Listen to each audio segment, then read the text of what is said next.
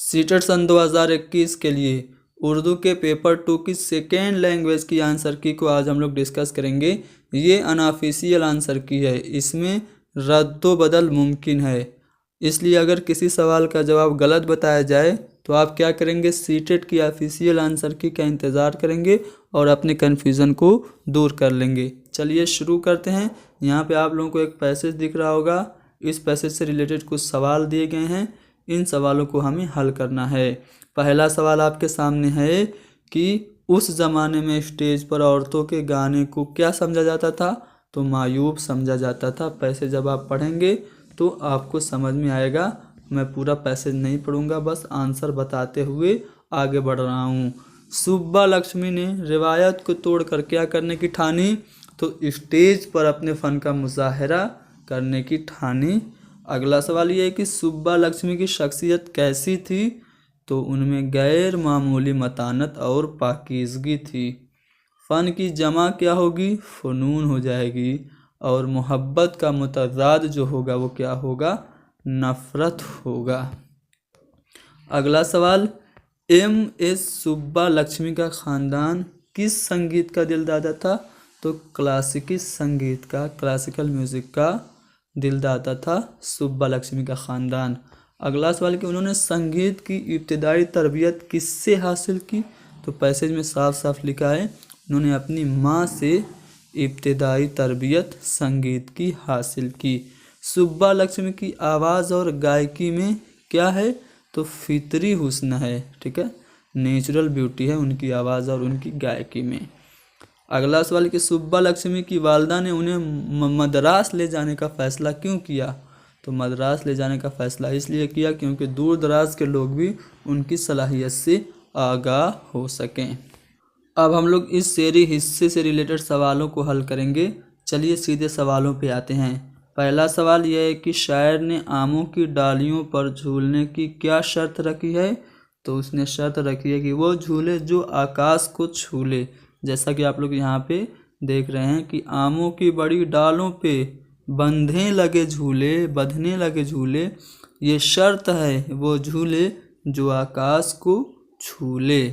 तो यहाँ पे आपका जो पहला वाला ऑप्शन है सही है। अगला सवाल की बरसात की वजह से खेत सैराब होने के साथ साथ कौन से फूल शादाब हो गए, तो यहाँ पे लिखा हुआ है मुरझाए हुए फूल भी शादाब हो गए। यानी कि यहाँ पे जो हमारा चौथा वाला ऑप्शन है मुरझाए हुए फूल हमारा सही जवाब होगा। अगला सवाल यह है कि दुनिया सभी गाने लगी डैश के तराने, किसके तराने गाने लगी, तो दुनिया सभी गाने लगी मस्ती के तराने। आप यहाँ पे देख सकते हैं मस्ती के तराने साफ साफ लिखा हुआ है आपका पैसेज में। अगला सवाल यह है कि दिन का मुतज़ाद क्या होगा, बताने की ज़रूरत नहीं है, रात होगा। शायर ने किस मौसम को दिल लुभाने वाला कहा है, तो बरसात के मौसम को दिल लुभाने वाला कहा है। पर्वत को कौन चूमने लगा, तो दुधिया जो बादल हैं वो चूमने लगे। यहाँ पे आप देख सकते हैं पर्वत को लगे चूमने फिर दूधिया बादल, तो यहाँ पे दूधिया बादल पर्वत को चूमने लगे। अब हम क्या करेंगे, अब हम पेडागोजी से हल करेंगे। पहला सवाल ये कि रवानी का मतलब क्या है, तो रवानी का मतलब क्या कवायद के उसूलों की साफ साफ वजाहत और इस्तेमाल है, या फिर जुमलों की दुरुस्त अदायगी, या फिर बर्जस्तगी के साथ अपने इजहार के लिए बोलना पढ़ना और लिखना, या बगैर गलती के लिखना। तो रवानी का मतलब है बर्जस्तगी के साथ अपने इजहार के लिए बोलना पढ़ना और लिखना। पढ़ने का नीचे से ऊपर अंदाज़ नज़र जोर देता है, नीचे से ऊपर सबसे पहले क्या आएगा, आवाज़, उसके बाद हर्फ बनेगा, फिर उसका हिज्जे होगा, फिर लफ्ज़ होगा, फिर आखिर में जुमला होगा। तो आवाज़ पहले पे, फिर आपका हर्फ, फिर हिज्जे, फिर लफ्ज़ और आखिर में जुमला। इस लिहाज से देखें तो दूसरा वाला ऑप्शन सही हो गया। चलिए ये सवाल ध्यान देंगे, दर्ज झेल में से कौन ज़बान के इक्तिसाब के समाजी तामुल के नज़रियात पर मबनी है।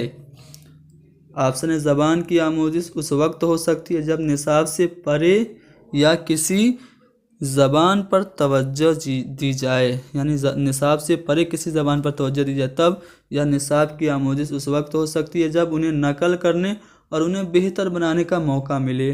या फिर ज़बान के आमोज़गारों के लिए ज़रूरी है कि उसे दूसरों के साथ मानी पर तबादला ख़्याल और बहस व मुबाहिसा का मौका मिले, या ज़बान के आमोज़गारों का साबिक़ा काबिल फ़हम मतन से पढ़ना चाहिए, जिस मतन के इश्काल की सतह थोड़ी ऊंची होनी चाहिए।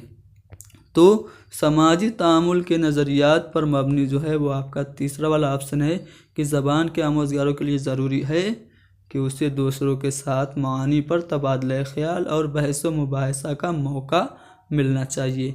आगे बढ़ें तो अगला सवाल आपके लिए है कि ज़ैली महारत की हैसियत से पेश गोई का ताल्लुक़ किससे है। इसमें मुझे कन्फ्यूज़न है, कमेंट करके बताइए। अगला सवाल आपके लिए है कि जब मुलाज़मत के बेहतरीन मौक़े के लिए ज़बान सीखते हैं तो ज़बान सीखने का मुहर्रिक होता है ख़ारजी, मुलाज़मत मरकूज़, अना मरकूज़, फ़ितरी या फिर बातनी, वो होता है ख़ारजी, जिसको हम लोग बाह्य अभिप्रेरक कहते हैं। नौकरी के लिए जब हम ज़बान सीखते हैं तो ये आपका हो जाएगा ख़ारजी मुहर्रिक। अगला सवाल ये है कि ज़बान के मुअस्सिर क्लास की सबसे अहम ख़ुसूसियत आमोज़गारों को डैश का मौका फ़राहम करना है। तो ज़बान के मुअस्सिर क्लास की सबसे अहम ख़ुसूसियत ये है कि आमोज़गारों को हम तामुल का, इंटरेक्शन का, अंतक्रिया का ज़्यादा से ज़्यादा मौका दें। इसलिए हमारा वो ऑप्शन तामुल जो है वो दूसरा वाला ऑप्शन सही होगा। शमूलियती क्लासरूम यानी कि जो हमारा समावेशी कक्षा होता है उसमें तदरीस के वक्त ज़बान के उस्ताद को क्या करना चाहिए, मुख्तलिफ़ आमोज़ी अंदाज़ बनाते हुए आमोज़ी अमल में उनकी मदद करे, या फिर उनके मसाइल के हल करने के लिए प्रिंसिपल से ख़ुसूसी तरबियत कार की सिफारिश करे। इस बात की यकीन दहानी करे कि वो स्कूल में अपने 6 घंटे खामोशी से मुकम्मल कर सकें। बासलाहियत तलबा को कमज़ोर तलबा का ख्याल रखने के लिए कहे। तो समावेशी कक्षा में टीचर क्या करेगा, मुख्तलिफ़ आमोज़ी अंदाज़ अपनाते हुए आमोज़ी अमल में, शिक्षण अधिगम में बच्चों की मदद करेगा। तो पहला वाला सही है। ज़बान की महारत के लिए सबसे अहम आमिल कौन है। तो यहाँ पे चारों ऑप्शन अगर आप लोग देखें तो दरसी किताब जहाँ कहीं पे भी आए ये ज़रूरी नहीं है। दुरुस्तगी सही बात है। तदरीस के लिए सस्ते या मुफीद अशिया का इस्तेमाल, ये भी उतना सही नहीं है। ठीक है, सही तलफ़्फ़ुज़ के साथ पढ़ना, बल्कि यहाँ पे दुरुस्तगी और रवानी को फ़रोग देना ज़बान की महारत के लिए सबसे अहम है। ज़बान का मुअस्सिर उस्ताद क्या करेगा, तलबा के बात करने का वक्त ज़्यादा करता है, तलबा के बात करने का वक्त कम करता है, ग्रुप में और जोड़ों में किए जाने वाले काम को कम करता है, या फिर उस्ताद के बात करने का वक्त ज़्यादा करता है। तो ज़बान का जो मुअस्सिर उस्ताद होगा वो तलबा के बातचीत करने का ज़्यादा मौका देगा। इससे उनमें क्या होगा, सोशल इंटरेक्शन होगा और ज़बान वो सीखेंगे। तो पहला वाला ऑप्शन सही है। अगला सवाल आपके सामने है कि मुख्तलिफ रंग बिरंगे तस्वीर से मुज़य्यन माहौल। तो यहाँ पे क्या सही भरा जाएगा, ख्वानदगी भरा जाएगा, और यहाँ पे भरा जाएगा ज़बान। तो पूरा सेंटेंस क्या बनेगा, मुख्तलिफ रंग बिरंगे तस्वीर से मुज़य्यन माहौल, ख्वानदगी और ज़बान आमोज़िश का हिस्सा हैं। तो यहाँ पे आपका दूसरा वाला सही है। माखज़ की हैसियत से कसीर लिसानियात का क्या मतलब है। तो क्या बच्चे की ज़बान में हर लफ्ज़ का मुसावी लफ्ज़ यानी वैसा ही लफ्ज़ फ़राहम करना, दर्सियात से परे जाने की तदरीस, आमोज़गार की ज़बान का बतौर हिकमत अमली इस्तेमाल, या कई ज़बानों की आमोज़िश। तो माखज़ की हैसियत से कसीर लिसानियात का मतलब है आमोज़गार की ज़बान का आप एज ए स्ट्रेटजी इस्तेमाल करें। अंकित आपकी क्लास का एक ऐसा तालिब इल्म है जो नाबीना है। ज़बान के उस्ताद की हैसियत से आप क्या करेंगे, अपनी तदरीस के दौरान मुख्तलिफ़ किस्म की बसरी पेशकश यानी कि विजुअल एड्स आप उसको दिखाएंगे। वो तो नाबीना है, क्या फ़ायदा विजुअल एड्स का, हटाइए ये गलत हो गया। मुख्तलिफ़ किस्म के हरकत व सकनात और बदन ज़बान का बॉडी लैंग्वेज का यूज़ करेंगे, बॉडी लैंग्वेज वो देखेंगे ही नहीं, ये भी हटाइए। सुर और सक्तों को बरूए कार लाते हुए लफ्ज़ों को साफ साफ अदा करेंगे और छूने और महसूस करने वाले मवाद को शामिल अमल रखेंगे। जी हाँ, अगर कोई बच्चा अंधा है, देख नहीं पा रहा है, तो आप साफ साफ बोलिए और छूने और महसूस करने वाले जो टॉपिक हैं उनको शामिल करिए पढ़ाने में। तो यहाँ पे तीसरा वाला ऑप्शन सही है।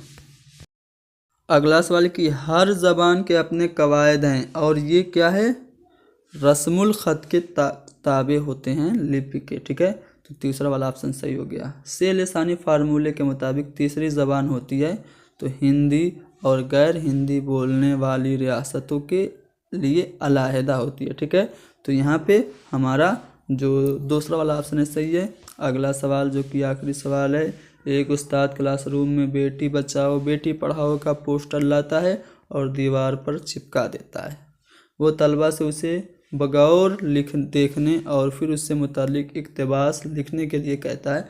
यहाँ ज़बान के उस्ताद के ज़रिए इस्तेमाल करदा पोस्टर क्या हैं, मरबूत मवाद, दुरुस्त मवाद, बेकार मवाद या फिर मुस्तनद मवाद। तो यहाँ पे जो मुस्तनद मवाद होगा वो हमारा सही जवाब होगा।